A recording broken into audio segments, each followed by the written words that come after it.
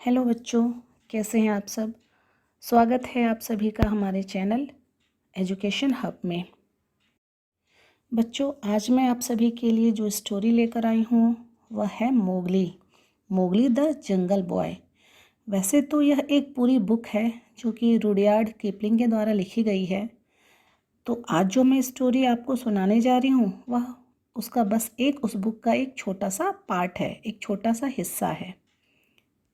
Mowgli के बारे में पढ़ने से पहले हम जान लें कि मोगली कौन था और उसके नाम के आगे द जंगल बॉय क्यों रखा गया। तो बच्चों, मोगली एक ऐसा छोटा बालक था जो कि बचपन में उसके मम्मी पापा जंगल सफारी पे गए थे और वहीं बाय मिस्टेक उसने मोगली को उस जंगल में खो दिया। बहुत ढूंढने पर भी वो उसे नहीं पा सके। निराश होकर वो लौट गए और वह जो छोटा बच्चा था वह एक मादा भेड़िया के हाथों लग गया था। तो उस मादा भेड़िया ने उसे अपने बच्चे की तरह पाला। उसके भी छोटे छोटे शावक थे, कब थे, तो उसके साथ इसने इसे भी पाला। लेकिन पालने में बहुत सारी चुनौतियां आई उसके सामने, लेकिन उसका उस भेड़िए परिवार ने बहुत सामना किया और बिल्कुल अपने फैमिली मेम्बर की तरह मोगली को रखा। तो ये तो थी छोटी सी भूमिका मोगली के बारे में। अब देखिए इस चैप्टर में क्या बोला जा रहा है, हम पढ़ते हैं। The jungle had its own law and it was compulsory to follow them for everyone who lived in the jungle. बच्चों देखो, किसी भी जंगल का अपना एक कानून होता है, उसी तरह इस जंगल का भी अपना एक कानून था और उस जंगल में जो भी रहते थे उसे उस कानून को मानना अति आवश्यक था, कंपलसरी था। There was a family of wolf. उस जंगल में एक भेड़िया परिवार रहता था। When the cubs were young enough to move around confidently, they should be presented themselves before the members of council. जब भेड़िए के बच्चे बड़े हो जाते थे और एक कॉन्फिडेंट के साथ, एक विश्वास के साथ चारों ओर घूमने लायक होते थे, तब उन्हें अपने आप को परिषद के सामने पेश करना होता था। मतलब भेड़ियों का एक काउंसिल होता था, एक सभा होती थी, परिषद जिसको बोलते हैं। तो अपने आप को रिप्रेजेंट करना होता था। मतलब भेड़िए के जो माता पिता होते थे वह छोटे शावक को उस सभा में ले जाकर एक तरह का इंट्रोडक्शन भी होता था और रिप्रेजेंट करते थे अपने आप को बच्चे। मतलब भेड़ियों की सभा में अपनी उपस्थिति उन्हें दर्ज करानी होती थी। Then they were approved to move in the jungle. और उसके बाद उन्हें जंगल में घूमने की मंजूरी मिलती थी। The council meetings was held on full moon night. Council meeting जो होती थी वह परिषद सभा वह हर पूर्णिमा की रात में होती थी। Now the time of presented the wolf cubs before the council. अब वह समय आ गया था जब भेड़िए के बच्चे को उस परिषद में उपस्थित होना था। अकेला was the leader of the wolves. अकेला जो था वह भेड़ियों का लीडर था, नेता था, मुखिया जिसे आप कह सकते हो, उसका नाम था Akela. He addressed the wolves, hey wolves, you should follow the law and observe carefully. उसने भेड़ियों को संबोधित करते हुए कहा, उस सभा में जो भेड़िए थे उनको संबोधित करते हुए कहा कि हे भेड़ियों, तुम्हें कानून का अनुसरण करना चाहिए और उसे अच्छी तरह समझना चाहिए। A mother wolf was getting upset. She presented her young cubs and the man cub. एक माँ भेड़िया थी जो कि थोड़ी परेशान थी। क्यों? क्योंकि उस सभा में उसे अपने शावक यानी अपने बच्चे को और साथ ही एक मानव शावक को उपस्थित करना था। मतलब उसके पास उसके बच्चे तो थे ही कब, लेकिन उसके साथ उसके पास एक मानव शावक था, मतलब एक आदमी का छोटा सा बच्चा था। तो उसकी फैमिली मेंबर था, तो उसे भी उस परिषद में, उस सभा में उसे प्रेजेंट करना था। इसलिए वह थोड़ी अपसेट थी, परेशान थी। A roar was heard from distance. कुछ दूरी से दहाड़ने की आवाज़ सुनाई दी। Sher Khan entered with a loud roaring. Give me this man cub, it is not of your use. जोरदार दहाड़ के साथ शेर खान ने प्रवेश किया और उसने दहाड़ के साथ बोला कि इस आदमी के बच्चे को मुझे दे दो, मतलब ये जो मानव शावक है यह मुझे दे दो, यह तुम्हारे किसी काम का नहीं है। और वह शेर खान उस बच्चे को क्यों लेना चाहता था? ताकि उसका शिकार कर सके, उसे खा सके, उसे मार डाले। अकेला अग्रीड विद शेर खान। अकेला भी शेर खान की बात पर सहमत था, मतलब उसने भी शेर खान की बातों पर अपनी सहमति जताई। There is a law of jungle if any dispute arose due to lack of qualities that barred a cub from presenting him before the council. Then two members of the council who were not the relatives of cub could speak on the cub's behalf. यह जंगल का कानून है कि यदि किसी शावक को परिषद के समक्ष पेश करने से रोका जाता था उसकी गुणवत्ता में कमी के कारण, मतलब यदि किसी शावक के गुणों में कोई संदेह होता था तो उस शावक को उस सभा में रिप्रेजेंट करने से रोका जाता था, और यदि इस वजह से कोई विवाद उत्पन्न होती तो परिषद के 2 सदस्य जो शावक के रिश्तेदार नहीं होते वह उस शावक की ओर से बात कर सकते थे। मतलब उस शावक के फैमिली मेंबर नहीं बोल सकते थे उसके बिहाफ में, उसका पक्ष लेकर अन्य भेड़िए को बोलना होता था उस शावक के पक्ष में।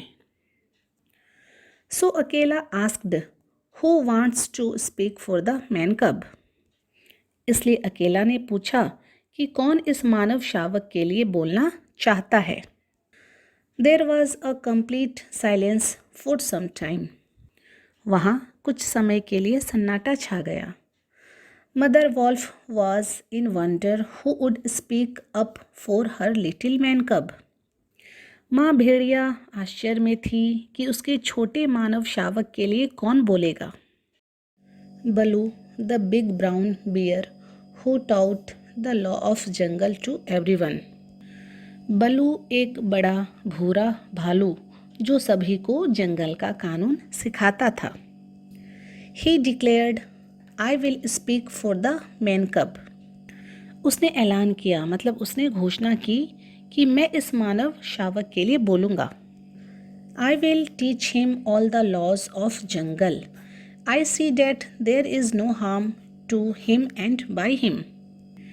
मैं इसे जंगल के सारे कानून सिखाऊंगा। मैं देखता हूँ कि उसे या फिर उसके द्वारा किसी को कोई नुकसान नहीं हुआ है। No one spoke in against him. कोई उसके खिलाफ नहीं बोला। जब बलू ने ऐसा ऐलान किया कि मैं इसे सिखाऊंगा तो बाकी भेड़िए जो थे उनमें से किसी ने आवाज़ नहीं उठाई, अपोजिशन नहीं किया।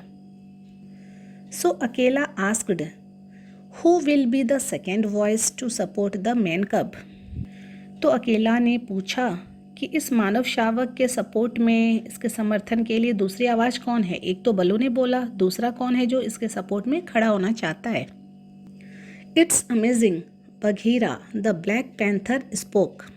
और यह आश्चर्यजनक है कि बघीरा एक काला चीता वह बोला। I know the law of jungle, I am not a part of your council. उसने क्या बोला? मैं जंगल का कानून जानता हूँ, मैं तुम्हारे परिषद का हिस्सा नहीं हूँ। But I know that if any doubt arises about a cubs presentation then his life can be about at a price. लेकिन मैं जानता हूँ कि यदि शावक की प्रस्तुति के बारे में कोई संदेह पैदा होती है तो उसका जीवन एक मूल्य पर खरीदा जा सकता है, मतलब उसके जीवन के बदले कुछ कीमत चुकानी होती है। So I will pay this price.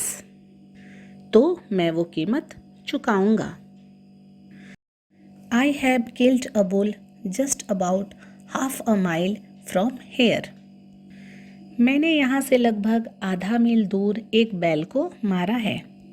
You can take it and agree to keep the man cub with you. आप लोग उसे ले सकते हैं, मतलब उस बैल को ले सकते हैं और इस मानव शावक को अपने साथ रखने के लिए सहमत हो सकते हैं। मतलब बघीरा ने कहा कि किसी भी शावक के जान के बदले कुछ देना होता है, कुछ कीमत चुकानी पड़ती है। तो मैं आप सभी के लिए मैंने अपने लिए एक बैल मारी है, लेकिन आप चाहो तो उसे रख लो और उसके बदले में इस मानव शावक को अपने साथ रहने की अनुमति दे दो। All the hungry younger wolves were ready to keep the man cub with them. सभी भूखे भेड़िए उस मानव शावक को अपने साथ रखने के लिए तैयार थे। They spoke loudly. How can this little man cub harm us? वे जोर से बोले, यह छोटा मानव शावक हमें कैसे नुकसान पहुंचा सकता है। The meeting was over. सभा समाप्त हुई। Sher Khan went from there in anger. Sher Khan वहाँ से गुस्से में चला गया। He vowed to take revenge from all who had taken the man cub from him. उसने उन सभी से बदला लेने की ठान ली जिन्होंने उस मानव शावक को उससे लिया था। Hearing the roar of Sher Khan, Bagheera said to him, stop roaring Sher Khan and remember my words. Sher Khan की दहाड़ सुनकर बघीरा ने उससे कहा कि दहाड़ना बंद करो शेर खान, और मेरी बात याद रखना। वन डे दिस मैन कब will make you dance and sing on other tune. एक दिन यही मानव शावक तुम्हें दूसरे धुनों पर नाच नचाएगा। द मैन कब वॉज नेम्ड मोगली। उस मानव शावक का नाम मोगली था। Thus Mowgli was kept with wolves at the price of a bull and Balu's good words. इस प्रकार मोगली भेड़ियों के साथ एक बैल और बलू के अच्छे शब्दों की कीमत पर रखा गया था। Mowgli was became the member of a wolf family. Mowgli एक भेड़िए परिवार का सदस्य बन गया। He had a great time with them. उसने उनके साथ बहुत अच्छा समय व्यतीत किया। He experienced many adventures there. वहाँ उसने कई रोमांच का अनुभव किया। Now Mowgli and the other cubs learned how to hunt in the jungle. अब मोगली और दूसरे शावकों ने जंगल में शिकार करना सीखा। Mowgli learned from his father wolf how to listen the sounds of animals and how to speak with them. Mowgli ने अपने पिता भेड़िए से सीखा कि जानवरों की आवाज़ कैसे सुनी जाए और उनके साथ कैसे बात की जाए।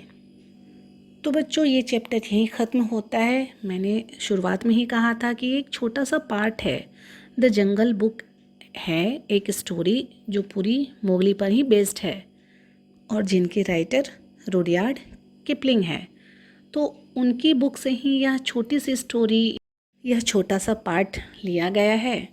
मुझे उम्मीद है आप सभी को यह छोटी सी कहानी समझ में आई हो।